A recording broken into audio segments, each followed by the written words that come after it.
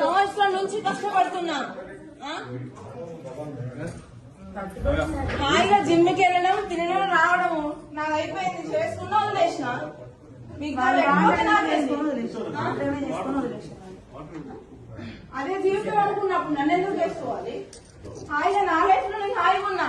Daddy shop కి వెళ్తున్నా, హాయిగా ఉన్నా. నాది హ్యాపీ లైఫ్. ఎవరు అడిగిన డబ్బులు? నీ పబ్లిసిటీ కోసం, పబ్లిసిటీ అందరు చూపించడం కోసం, పెళ్లి చేసి చూపించడం కోసం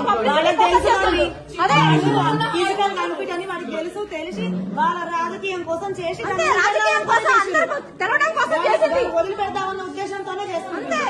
తెలిసి విజయ్ లేదు, వీళ్ళు చంపుతారో ఏం చేస్తారో ఏదైనా కానీ సహకరించదేనా? నేను సహకరించదేమే. ఎక్కడైనా ఇప్పుడే పట్టుకున్నాను నేను. ఏం చూద్దామా ఆయన అట నువ్వు తిండి లేకట సాతాడట. ఆయన నాకు భార్య కాదు, భార్య కూడా ఇక్కడ ఉంటుంది పుణ్యానికి కదా పైకి వచ్చినట్టు.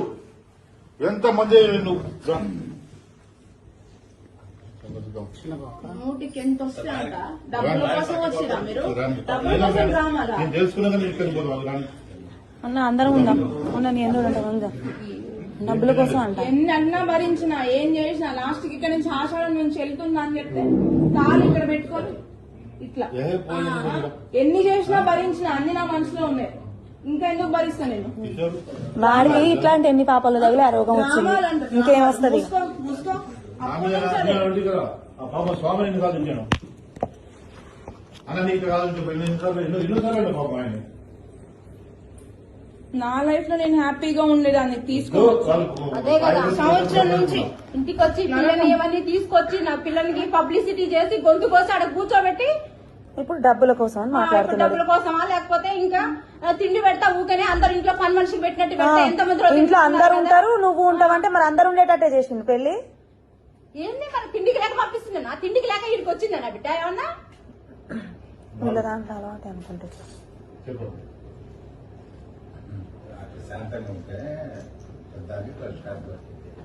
నేను ప్రతిసారి బిహేవియర్ సర్దుకుంది. నేను ప్రతిసారి బిహేవియర్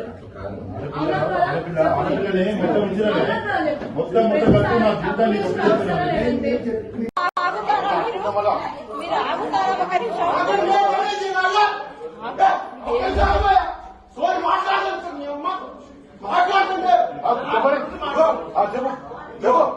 నీవే జరిగిన అన్యాయమే నేనా కానీ కానీ నీకు దెబ్బ తగిలింది. నీ నొప్పి మాకు నొప్పి రాదు, గుర్తుపెట్టుకో. నీ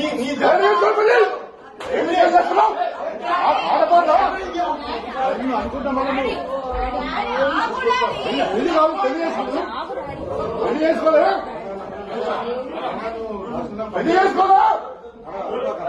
చేసుకోలేదా? పుణ్యానికి వచ్చిందా బిడ్డ? ఏమైనా జాగ్రత్తగా మరి ఏది జరిగినా వాళ్ళకి. జోగి రమేష్ గారి కోడల్ని మేఘనాథ్ తల్లిదండ్రులు మీరు అందరు కృష్ణ అందరిని విజయలక్ష్మి గారు వాళ్ళిద్దరు తోలిపోయానికి వచ్చిన తోలిపోతుంది. అది కూడా ఎప్పుడు దాకా నువ్వు ఎప్పుడు వస్తాం మంచి జాగ్రత్త చూసుకో. మళ్ళీ మీరు వచ్చే సమస్య పరిష్కారం అయ్యేంత వరకు దాన్ని చిన్న గీత పడ్డ వాళ్ళదే బాధ్యత. ఎప్పటి వరకు అంటే అనేది నేను చెప్తా. ఎప్పటి వరకు చెప్పు. నేను వచ్చింది ఎందుకు? అందరి ముందు తెలిసేటట్టు పెళ్లి చేసిన రోజులలో పంపించేసేది కదా. నా తప్పేం లేకుండా నేను నా మీద బ్లేమ్ వేసుకోను. అర్థమైందా? నా తప్పేం లేకుండా నేను బ్లేమ్ వేసుకోను. పెళ్లి చేసి 2 రాష్ట్రాలకు తెలిసేటట్టు పెళ్లి చేసి 20 రోజుల్లో పంపించారు. 20 రోజుల్లో పంపించారు.